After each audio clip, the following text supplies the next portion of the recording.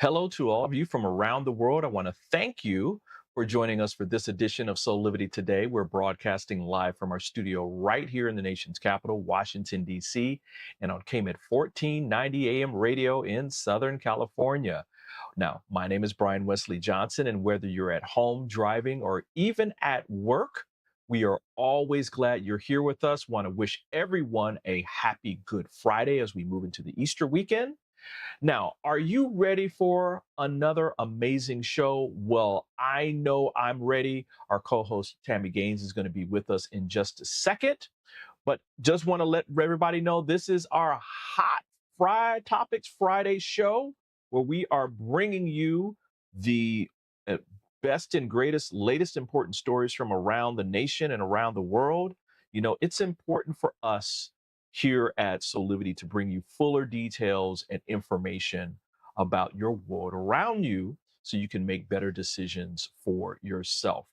Um, let's get to our first story of the day.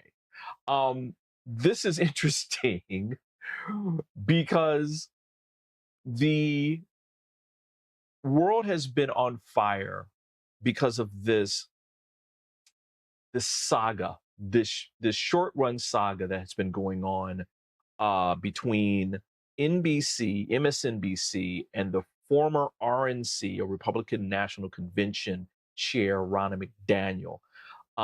It is a hot mess. There's a lot about it. So want to give you more information from a great YouTuber, Philip DeFranco, who kind of puts this all into context. Let's listen more from him.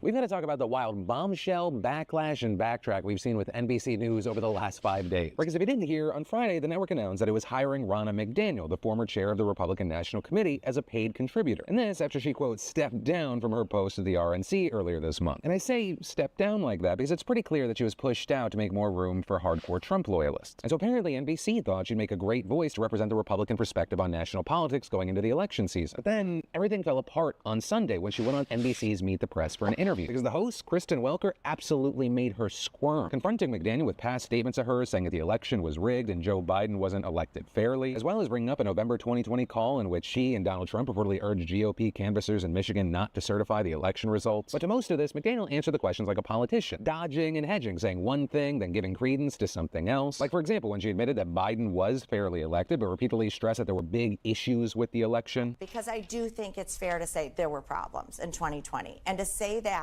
does not mean he's not the legitimate president. When she claimed that she only told the election officials to, quote, vote their conscience on the November phone call. Our call that night was to say, are you okay? Are you all right? Vote your conscience. Or when she condemned January 6th, but argued other issues like immigration and crime are more important. I don't think there's any choice but to vote for the Republican, even though you may have disagreements. And so after all of that, McDaniel left and Welker turned to a panel of journalists, including Chuck Todd, NBC's chief political analyst. And he did not hold back. This man let the missiles fly straight for his own employer. I think our bosses owe you an apology for putting you in this situation, because I don't know what to believe. She is now a paid contributor by NBC News. So I have no idea whether any answer she gave to you was because she didn't want to mess up her contract. She has credibility issues that she still has to deal with. Yeah. Is she speaking for herself, or is she speaking on behalf of who's paying her? And look, there's a reason why there's a lot of journalists at NBC News uncomfortable with this, because many of our professional dealings with the RNC over the last 6 years have been met with gaslighting. Have been met with character assassination. With Chuck Todd adding that it would be more acceptable if she was brought on as a technical advisor to the RNC, or if she was vetted first by journalists within the network to see if she brings any actual value to the table. With then the other panelists just absolutely ripping into McDaniel's credibility. I know that she habitually lied. She habitually joined Trump in attacking the press, members of the press, including this network, in a way that put journalists at risk, in danger. She not only presided, but drove the QAnonization of the Republican Party during her tenure. With also other big names at MSNBC like Joe Scarborough, Joy Reid, and Rachel Maddow also directly calling out their employer for bringing on McDaniel. You wouldn't hire a pickpocket to work as a TSA screener. And so I find the decision to put her on the payroll inexplicable. And all of that bringing us to yesterday, where NBC ultimately buckled, dropping McDaniel as a contributor, saying in a memo, no organization, particularly a newsroom, can succeed unless it is cohesive and aligned. Over the last few days, it has become clear that this appointment undermines that goal. And so now, reportedly, McDaniel is getting a lawyer to deal with contractual issues. Though the fallout from this stretches even beyond NBC, with The Hollywood Reporter now revealing that CAA, the talent agency that got her the gig in the first place, has now also dropped her as well. And so while we wait to see how the rest of this plays out, I gotta pass the question off to you. What are your thoughts here? Whether it be with the McDaniel situation specifically, and or the general dilemma that seems to be playing out, where there's a desire to have a diversity of perspectives included, while also not platforming bad actors, right? Crazy people, election deniers. Now, McDaniel is preparing to sue the network and has been in discussions with her attorneys around this whole thing, because she expects to be paid for her 2-year contract. So we're going to find out more information about that as it comes in. Would love to hear your thoughts about this whole thing. I think that this thing is kind of crazy here. I mean, I agree with the monologue that Rachel Maddow gave on her show this last Monday, where she went in quite detail around her reasoning why she shouldn't be there. Again, this is a person that has been hostile to NBC, as well as every single journalist that's there. She has supported the insurrection on January 6th. She has him and hawed around whether or not the 2020 election was legitimate or not. During the time she supported it, she actually, I mean, there's actual legal proof that she was telling Michigan electors not to certify the election there. So this, I mean, for me, this was not even a call. I don't even understand why that she was put in a position to be a political analyst for NBC. There is some conflict around whether or not who said what and when in terms of NBC executives. There's sayings that that Rashida Jones was saying that she would never, that this person would never be on MSNBC.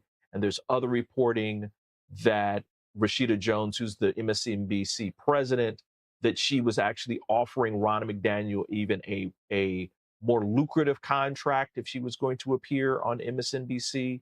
So there's a whole lot of madness in this thing. And we're going to kind of keep watch on this to see what's going to happen. I doubt seriously that Ronna McDaniel has any grounds to sue MSNBC and NBC for basically letting her go. Those contracts are typically like ironclad. So I don't think that that's going to go anywhere. It hasn't gone anywhere with previous journalists and correspondents who've tried to sue them. So again, we're going to keep our eye on this. But this is like just a crazy, crazy, crazy town. I don't understand why MSNBC and NBC would even have her on in the first place. So listen, got more hot topics for you coming up. Again, Tami Gaines is going to be with us in just a second. But stay right there. We've got more great Soulivity today for a Hot Topics Friday coming up in just a second.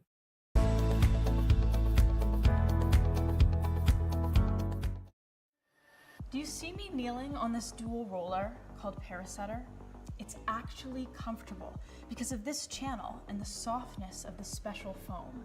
It feels like my kneecaps are being massaged. When I lie down, my spine is housed in this channel, while the convex rollers massage my muscles. They let go and lengthen.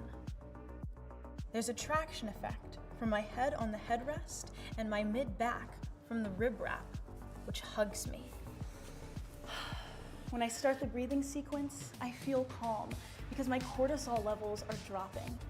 Lower cortisol means bye-bye constant hunger. Parasetter is 40 inches long and much more comfortable than old-style rollers, but it weighs only 10 ounces. Parasetter, just like Pilates was, is no longer an insider secret. Do yourself a favor. Reset your parasympathetic nervous system. Defeat stress. Lying, sitting, kneeling, or standing. This unique patented roller helps everyone.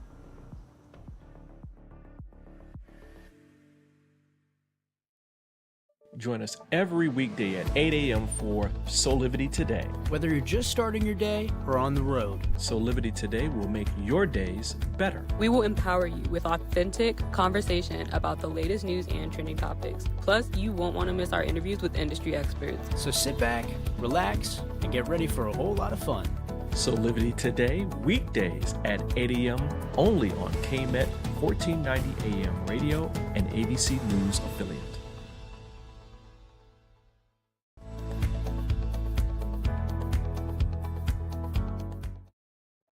Hey, we're back here with more on Soulivity Today for a Hot Topics Friday, where we are bringing you some of the latest important stories from around the nation.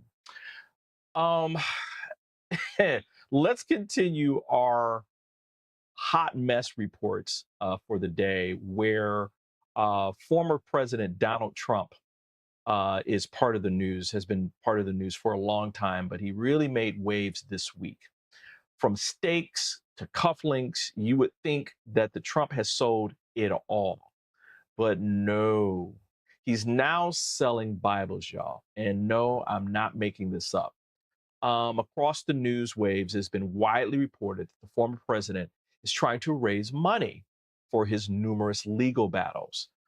Let's learn more about this crazy story from 12 News Now out of Southeast Texas.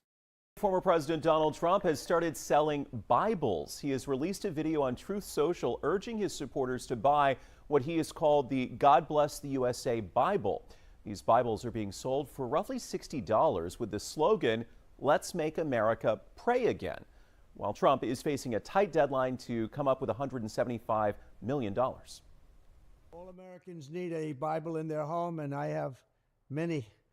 It's my favorite book. It's a lot of people's favorite book. I'm proud to endorse and encourage you to get this Bible. We must make America pray again. It is the King James Version. Reportedly, also it includes copies of the Constitution, the Declaration of Independence, and the Pledge of Allegiance. Meanwhile, it was a big day for Trump on Wall Street. Shares of Trump's Truth Social media stock soared in their trading debut. Trump's stake ended up being worth more than $4 billion by the end of trading today. Wow. Now, many Christians across the nation aren't too happy about this endorsement from Trump. Responses to Trump's social media announcement called the endorsement sacrilege, heresy, and borderline offensive. And many are very upset that including the Declaration of Independence and U.S. Constitution completely erase the separation between church and state that's part of our founding documents. Y'all, this is a little crazy for me. Love to hear what you guys have to say. We know that basically Trump is trying to do all of this right now because he has all these legal battles and he's running out of money. He just had to pay $90-something million to New York State to have an appeal against the E. Jean Carroll case. He's in the next, I think, 3 or 4 days, maybe sometime next week, he has to come up with $175 billion to appeal the civil fraud case brought on by the New York AGs. He's in about, I guess, another, by the end of next week or the week after, the case for the hush money case. It's a Manhattan DA case starts. So he's got a whole lot of lawyers and a whole lot of bills. And because his money's running short, he's been using the RNC as a piggy bank. It's quite obvious that he's trying to appeal to a lot of people that are part of the Republican base to raise money. And these Bibles are selling for like $60. And so it's a little crazy to me that he's doing this. Again, when does it end? When does it stop? How do you feel about this?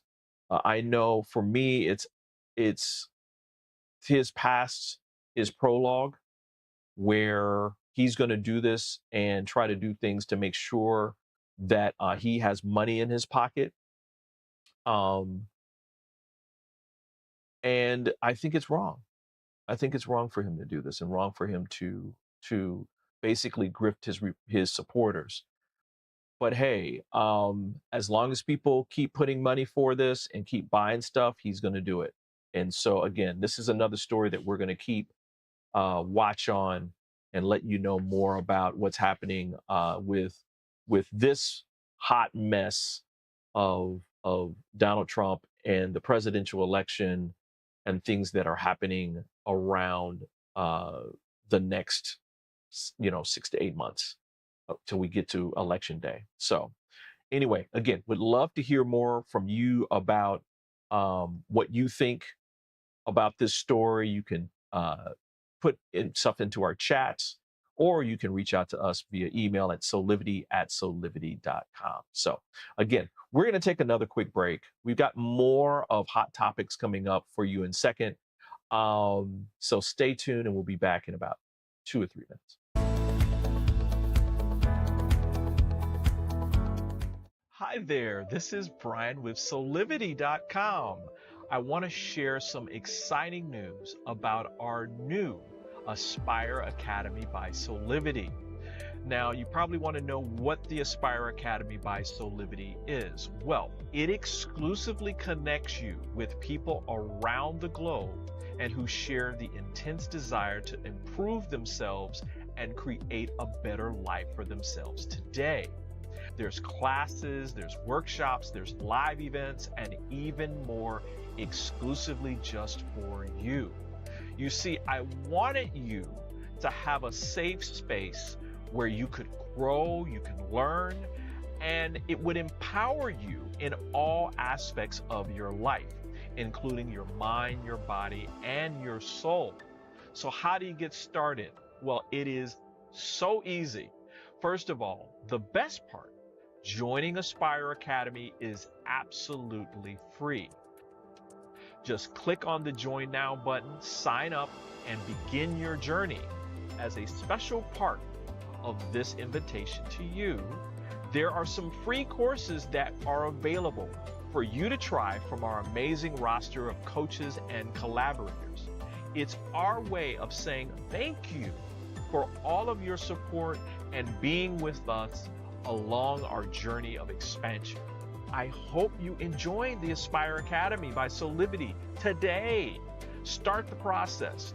Learn more about your passion, your purpose, and how to live a higher quality life.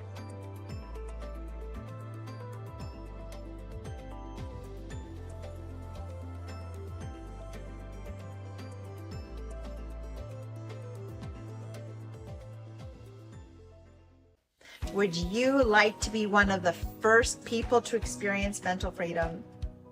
Mental freedom is a coaching practice with 6 core principles: improving hope, self-efficacy, optimism, resilience, and general well-being.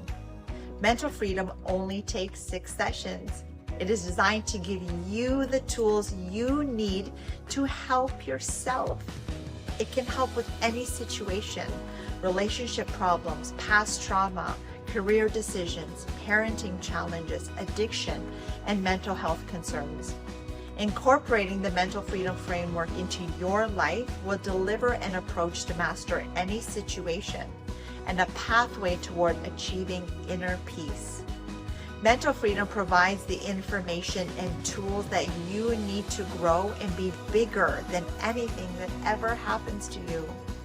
So if you're looking for one-on-one or a group coaching program that will allow you to address any situation that comes up in your life with practical tools to give you more peace and joy, then join the Mental Freedom Program in Soulivity's Aspire Academy. There are very limited spots available, so don't delay. I hope to see you there.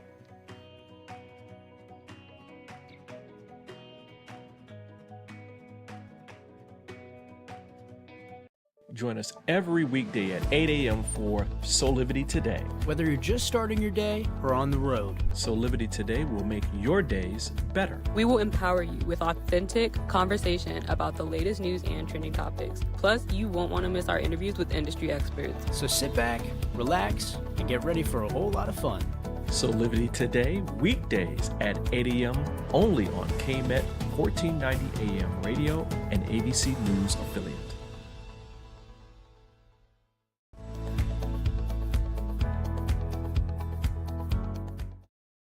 Hey, we're back here with more on Soulivity Today for our Hot Topics Friday, where we're bringing you some of the latest and greatest information from around the world.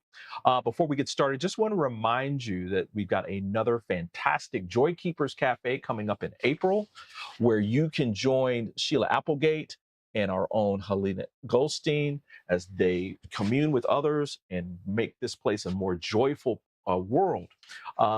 Each one of these begins with a meditation done by our own Sheila Applegate, and they last for about a half an hour, and then there's like communion and that kind of thing afterwards. This is a really fantastic free event that's available to everyone. You can go to joykeepers.org/cafe. That's joykeepers.org/cafe and reserve a seat. And when you reserve a seat, you get an email with the actual video so you can enjoy that later on. Let's get back to our show. Listen, there is sad news from the world of politics. Former Senator Joe Lieberman and Democratic vice presidential candidate in the 2000 election has died at the age of 82. And though his political life story was complicated at times, he was also always known to be a good and kind man to many people. Here's more from CBS Evening News. Let's turn now to some more breaking news. We just learned that former Senator and vice presidential nominee Joe Lieberman has died following complications from a fall. He was 82 years old. CBS's Major Garrett, our chief Washington correspondent, is here with us. We covered him many years up there on the Hill, 24 years as senator, made history as the first Jewish vice presidential nominee. How do you think he'll be remembered? As a serious, sober, and deeply morally grounded United States senator. You don't always put those three things together, Nora. And also, Joe Lieberman's life in the Senate and American politics is also kind of a microcosm of regional and ideological changes within the Democratic Party. So he arrives in Washington in 1989 as a quiet centrist Democrat, replacing a brash liberal Republican, Lowell Weicker. He's an early advocate of Bill Clinton, and he's a strong supporter of the Clinton administration's policies. But he breaks with Bill Clinton memorably over Monica Lewinsky and the extramarital affair there. He doesn't vote to impeach. But he rebukes him. But he rebukes him, and that stings. He also gets the attention of Al Gore, becomes his running mate in 2000. But as he continues his political career, he becomes more and more estranged from the Democratic Party. An advocate, a fierce advocate of the Iraq War, 2003, he runs for president in 2004. Progressive Democrats give him no traction whatsoever. In 2006, he's defeated for re-election by a Democrat, runs as independent, and wins. But in December 2007, he endorses John McCain, completing his estrangement from the Democratic Party. So in that sense, this centrist Democrat finds himself more and more alienated from the Democratic Party, Nora, until he comes back in the fold in 2016 and 2020, endorsing Hillary Clinton and then Joe Biden. He'll be known as an independent in many ways. Yes. Major Garrett, thank you. Sure. Now, Joe Lieberman's life and legacy, again, as I said before, is a pretty complicated one when it comes to the political world. Though many politicians, especially on both sides of the aisle, highly respected him as, in a personal way. In recent days, as the report just said, he was a fierce supporter of the No Labels Project, which, again, a lot of Democrats were not too happy about because they thought that it was pulling away from their prospects of winning elections. And so, again, this is a complicated story, as with all people. Our life and legacy can take dips and turns and that kind of thing. So whether or not you are a supporter of Joe Lieberman or a person where, like me, you feel a little bit more complicated, he did do a lot of good in the world. He backed things like ending Don't Ask, Don't Tell. He was a fierce supporter of that.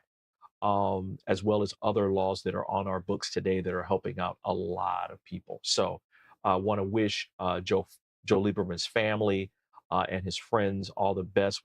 We send out our love and support and wish that you move through this time, this challenging time, with some peace, ease, and grace. Listen, we've got more of Hot Topics coming up, so we're going to take another quick break. But when we come back, we're going to talk a little bit about something that I think many of you don't know about because it hasn't been reported here in the United States, and it's pretty historic indeed. So we'll be right back in just a second.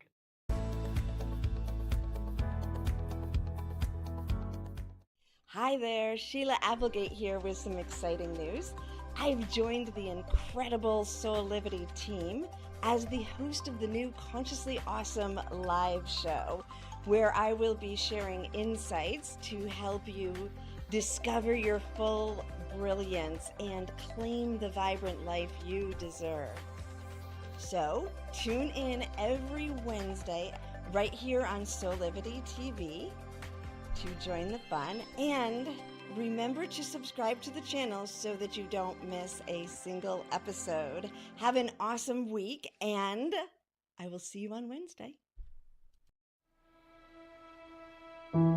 Have you ever asked the question, if I was to be anything, what would I be? Regardless of money, regardless of status, beyond popularity and fame, living your passion, feeling your life has purpose.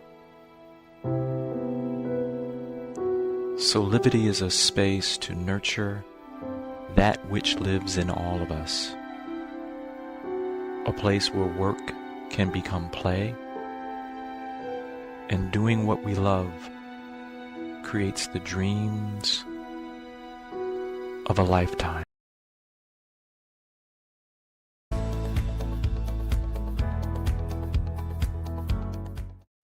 Would you like to be one of the first people to experience mental freedom? Mental freedom is a coaching practice with 6 core principles: improving hope, self-efficacy, optimism, resilience, and general well-being. Mental freedom only takes 6 sessions. It is designed to give you the tools you need to help yourself. It can help with any situation: relationship problems, past trauma, career decisions, parenting challenges, addiction, and mental health concerns. Incorporating the mental freedom framework into your life will deliver an approach to master any situation and a pathway toward achieving inner peace. Mental freedom provides the information and tools that you need to grow and be bigger than anything that ever happens to you.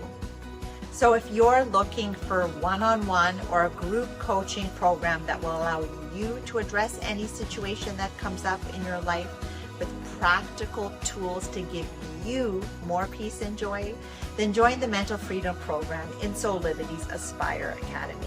There are very limited spots available, so don't delay. I hope to see you there.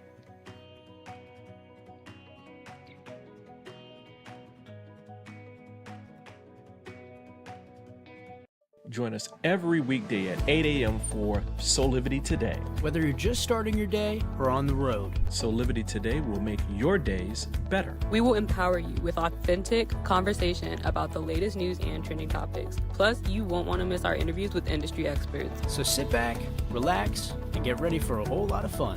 Soulivity Today, weekdays at 8 a.m. only on KMET 1490 AM radio and ABC News affiliate.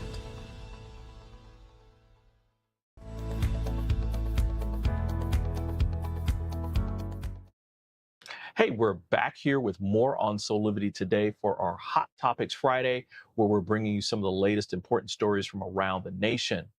Now, while all of the madness of the presidential election has been, happening here in America, history is being made abroad. Now, in a history-making event, Vaughan Gatling is set to be the new First Minister of Wales. He has been picked as the next leader of Welsh Labour, which will make him the first Black person to lead a European country. Let's learn more about this amazing news from the Daily Record out of Scotland. Government to work hand in hand with the Welsh Labour government.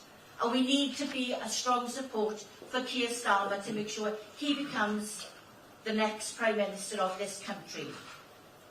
And the person that the members have chosen to be that person is Vaughan Gatling.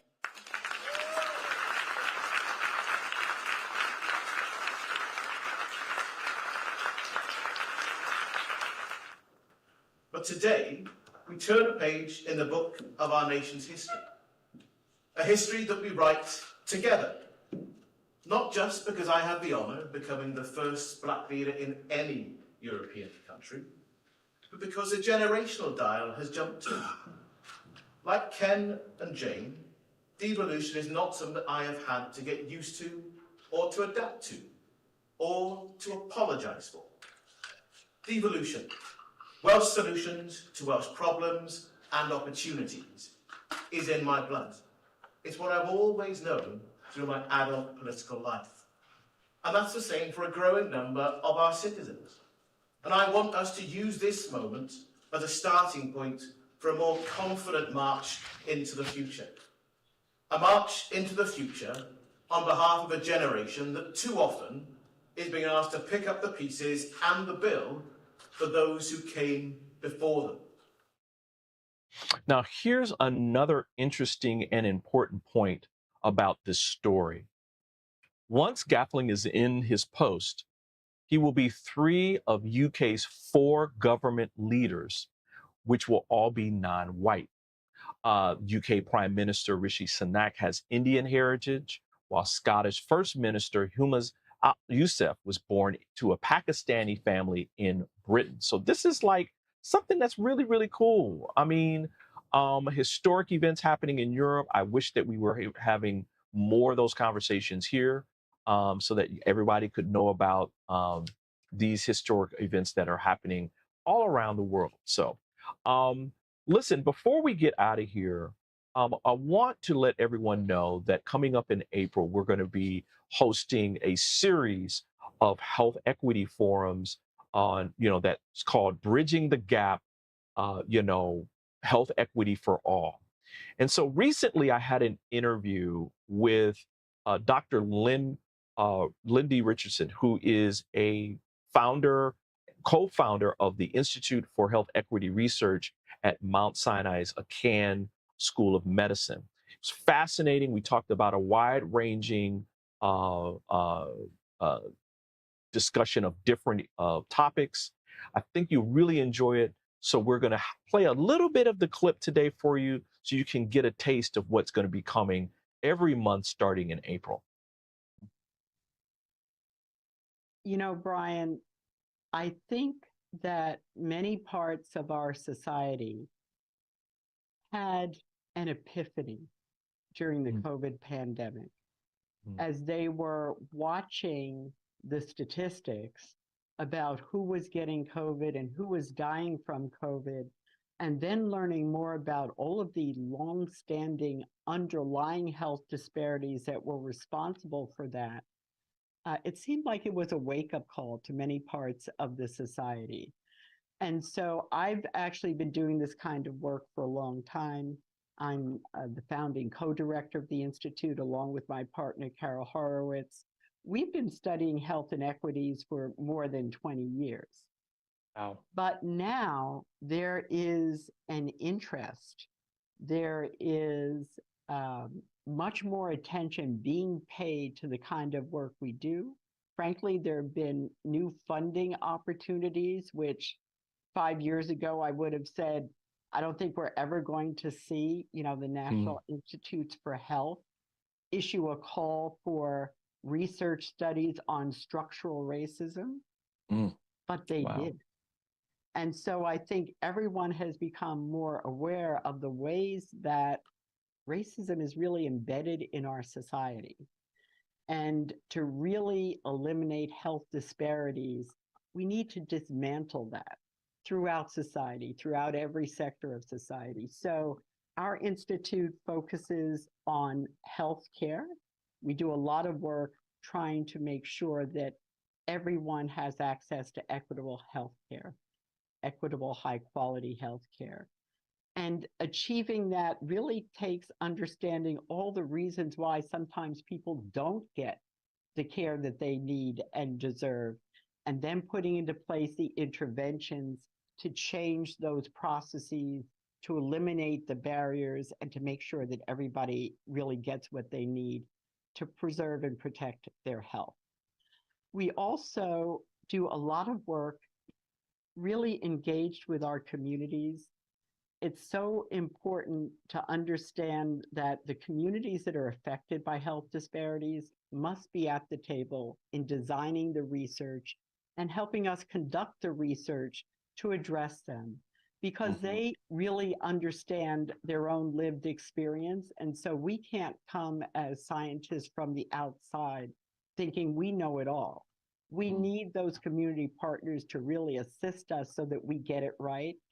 And our institute has a long history of working with community-based organizations from many, many sectors to really help us understand the issues and to help us craft the solutions. This is particularly important in terms of some of the social determinants of health that everybody's always talking about now.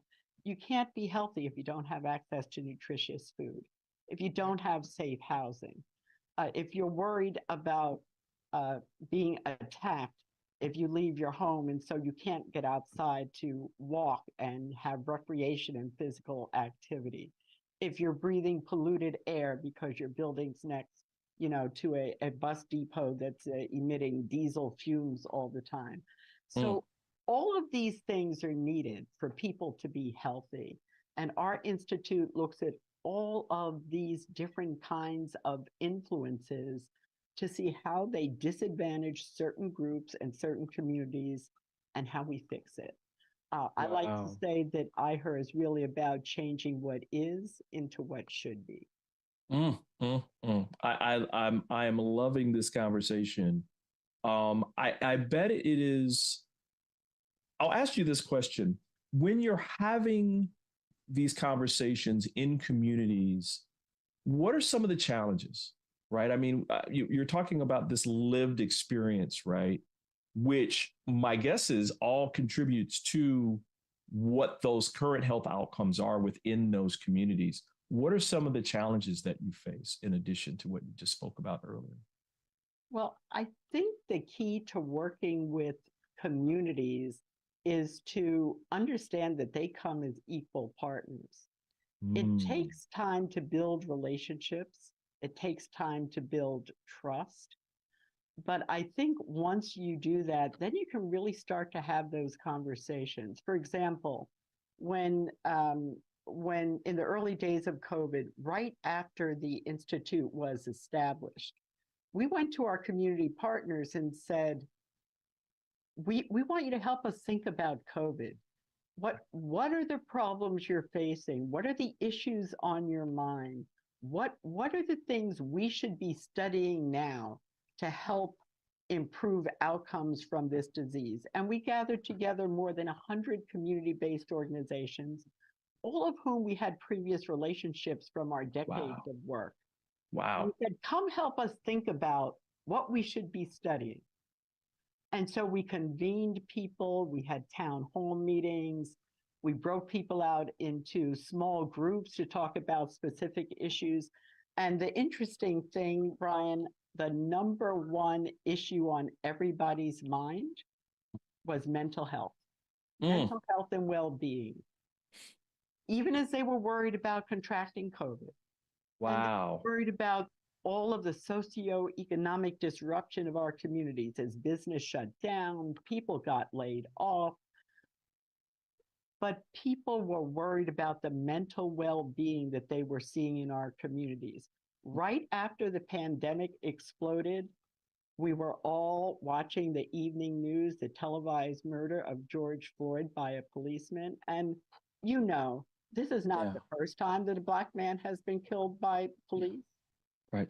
But it was sort of the perfect setup. Because of COVID, everybody was home and everybody was watching TV because they wanted updates on the pandemic. Yeah. And so the way that went viral and the impact that had really on our country's psyche, that I think for a lot of people, that was the first time they understood that this was going on in America. Yeah. And that we had to deal with it. Yeah. But in Black communities particularly, it was just the, being presented with yet another example of the way that we are treated in this country. And on top of that, the grief, because all of us in the Black community know someone who died. We all lost friends and loved ones because the mortality in our communities were so high. So these issues of worry over finances and jobs and security, the enduring rage over the George Floyd murder, and the grief of losing so many members of our community, particularly beloved elders, because they're most susceptible, of course, to COVID, really left people feeling like, what can we do to improve our mental health and well-being? How do we cope with the stressors that we're facing in this moment in time? And that really helped us launch a whole line of inquiry into mental health equity. That's a big part of the programming at our institute. I really love the fact that we're talking about mental health. There is another doctor, Dr. Donna Grant Mills, who's a dentist here in Washington, D.C. at the Howard University Medical Center, where she talks about the fact that health outcomes are health outcomes. It's not just, based upon your insurance, right? So we pair off some of these things, mental health over here and dentistry over here and vision over here, and then we have all major health. It's like, no, they're all connected. So thank you for doing the work and bringing that into the umbrella in terms of health outcomes, because at the end of the day, it's just health. It's all the same. Well, if I could just say, one of the major problems with healthcare in our country is that it is so fragmented. Mm-hmm. And that people have to go to so many different places to get different kinds of needs met. And that is not high quality healthcare. And so we do need to have a much more comprehensive view of health and what's involved, because one thing affects the other. And so we really have to attend to the whole individual when we're talking about health. So speaking about health in these times right now, we're into the fall and winter season. There's always the big push for vaccination, right? May it be another booster for COVID, flu, shingles, those kinds of things. But I have noticed in the research that I've done, there's disparity there as well, right? In terms of, I think COVID kind of brought this out, right? Where within communities of color, there's a gap. What do you say about this? Well, we did a lot of work at the Institute on COVID vaccines, both during the pandemic and since. And there are problems at every level. People in our communities who wanted the vaccine had trouble getting it. So access was an issue. Initially, there was limited supply. And if you didn't have a regular doctor that you were able to go to and get it, it could be very difficult to get. And we did a lot of work on vaccine access and really helping people who wanted the vaccine get it, including people who were homebound, who couldn't go to a COVID vaccine pod, actually have a nurse go to their home and give them the COVID vaccine. And some of those individuals who were very debilitated were at highest risk. So access was an issue. But there was also a lot of skepticism about the vaccine in our communities and others. Right. And people talk a lot about mistrust of the healthcare system and the medical system, particularly by Black communities, but also Latinx communities and others. I like to talk about trustworthy behavior on the part of the healthcare system and researchers, because mistrust isn't an innate characteristic of our communities. It's a result of their lived experience in this society and the way they're treated by the healthcare system. So a lot of people spend a lot of time talking about what can we do to get communities to trust us? And the answer is behave in a trustworthy manner. Understand. Wow, fantastic interview. We hope that you are going to check this out. You can learn more information and actually watch the entire interview with Dr. Lynn Richardson by visiting our website at soulivity.com. It's a fantastic interview. It is part of our ongoing mission as we look ahead to more editorial discussions that are of great importance to all of you, our readers and our listeners. And so we're going to continue this commitment as we've created this ongoing special editorial feature section dedicated to addressing health access and lack of equity facing the majority of Americans. And again, this is a special editorial commitment, and this is part of a growing discussion which is focusing on challenges and solutions that are facing communities across the United States. We at Soulivity will spotlight widely known health inequities, the critical importance of broadening health research, and valuable guidance and insight from renowned health professionals and accredited resources necessary to empower and mobilize our highly connected and socially active audiences just like you. So listen, we're going to take another quick break, and we'll be back with more of Soulivity Today in just a second.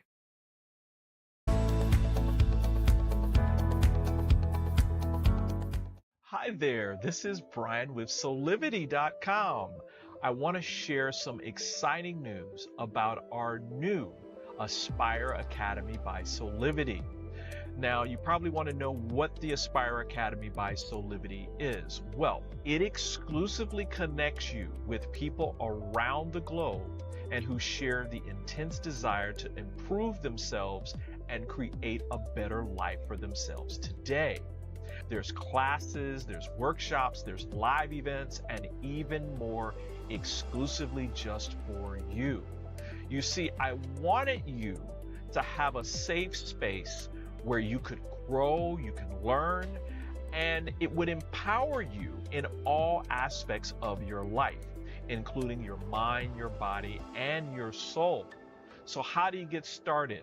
Well, it is so easy. First of all, the best part, joining Aspire Academy is absolutely free. Just click on the Join Now button, sign up, and begin your journey. As a special part of this invitation to you, there are some free courses that are available for you to try from our amazing roster of coaches and collaborators. It's our way of saying thank you for all of your support and being with us along our journey of expansion. I hope you enjoyed the Aspire Academy by Soulivity today. Start the process. Learn more about your passion, your purpose, and how to live a higher quality life.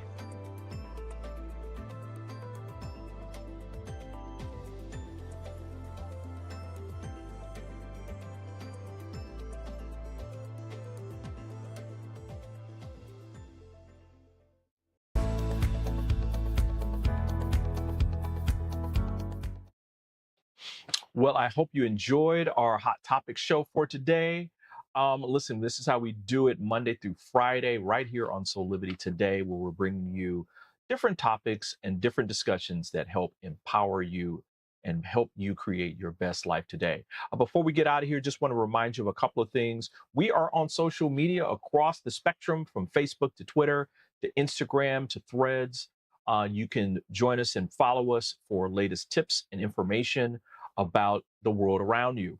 Also, remember to follow us on on our podcast sites, where you can take us wherever you are, work, play, or as you're walking or running or whatever. We are on all the major podcast providers, and so you can download and take our shows wherever you want to go. Also, just want to remind you again about our upcoming Joy Keepers in April. That's Wednesday, April the 24th, where you can commune with others and create a more joyful space in your life. You just want to go to joykeepers.org/cafe and sign up. It's absolutely free. That's joykeepers.org/cafe. And you can join us for, some great communion with some great people from around the world. And if you sign up, there's a free replay that you can get, that you can watch at any time, shortly after the cafe. And you can take that with you and enjoy that along the way. Also want to remind you that, just like we had our fantastic interview with Dr. Lynn Richardson, who's the co-founder of the Institute for Health Equity Research, there's other fantastic stories on our site at soulivity.com, including a fantastic interview with Brenda Carlisle from the Go-Go's. Remember them? This is a great interview done by D'Angelo Thompson. Really insightful about her life and her times and her journey to where she is today. So listen, want to thank all of you for joining us for this Soulivity today. We really appreciate all of your support and all of your emails and comments. Keep it coming. Just email us at soulivity@soulivity.com with your great ideas. And, you may see one of those great ideas on our show, for topics and that kind of thing. So listen, again, thank you for being here. Again, this is how we do it Monday through Friday at 8 a.m. Eastern. Also, you can watch or listen to us on KMET 1490 AM radio at 8 a.m. Pacific time. For all of you guys out on the West Coast, including my family. Hey, what's up, fam? But until next time, this is Brian Wesley Johnson saying again, thank you for joining us. Keep working that passion and purpose, you guys, because sooner or later, probably sooner, you're going to create that best life today. We'll see you next time. Bye for now.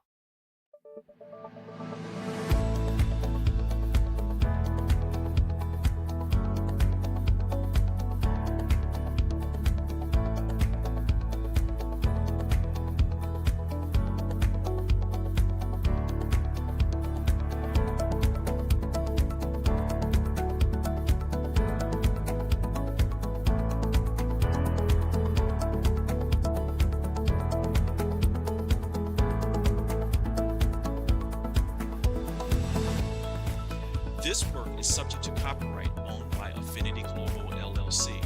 Any reproduction or republication of all or part of this is expressly prohibited unless Affinity Global LLC has explicitly granted